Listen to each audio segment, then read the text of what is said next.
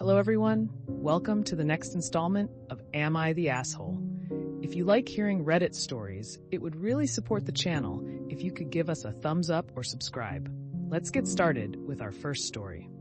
Am I the asshole for refusing non-veg at a social gathering? I've been a strict Jain vegetarian since birth. It's not just a diet for me, it's a deeply held belief. Recently, I visited a relative's home where they don't follow the same dietary restrictions, but they know about mine. As dinner was being served, they casually offered me some mutton curry. I politely declined and reminded them that I'm vegetarian and would stick to cottage cheese curry and flatbread. I thought that would be the end of it. But no, just moments later, they again insisted I take some non-veg, as if my earlier response didn't even matter. At that point, I firmly told them that I found it disrespectful and that it actually hurt my sentiments. The room got a little awkward, but honestly, I felt like I had to say something. My friends, who were invited as well, told me that I was rude while refusing the food for the second time. They also mentioned I should have not called the host disrespectful during the conversation. However, what triggered me was the fact that host smirked after offering me food for the first time. Now, I can't stop wondering, was I being too sensitive, or was my reaction justified? Am I the asshole? Not the asshole. Not the asshole. Not the asshole. Mutton curry, paneer curry, and naan? So this was a Desi gathering, and everyone knows you're Jain? Their behavior goes beyond disrespectful and straight to insulting.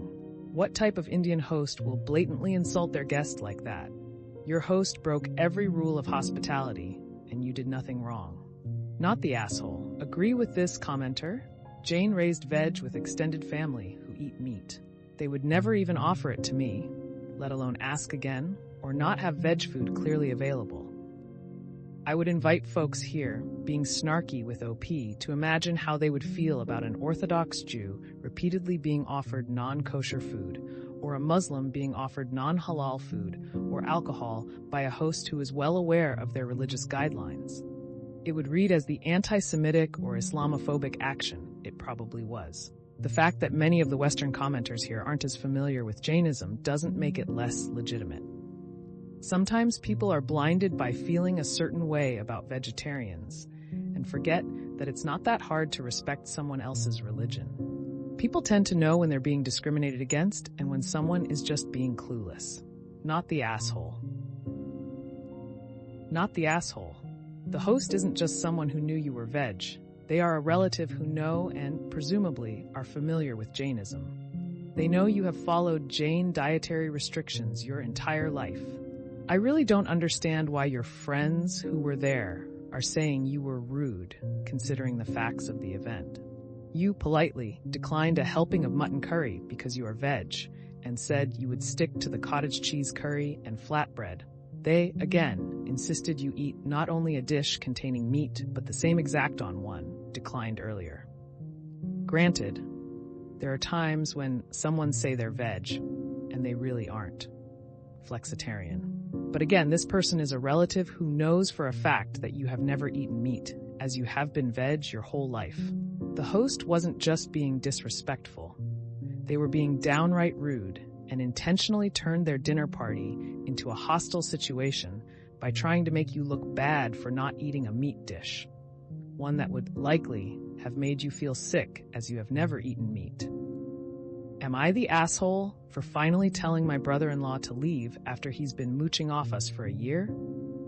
Am I the asshole for finally telling my brother-in-law to leave after he's been mooching off us for a year? He moved in, saying he just needed a few months until he was able to save enough money to rent his own place. It's been a year, but he's never once paid for bills, groceries, nothing.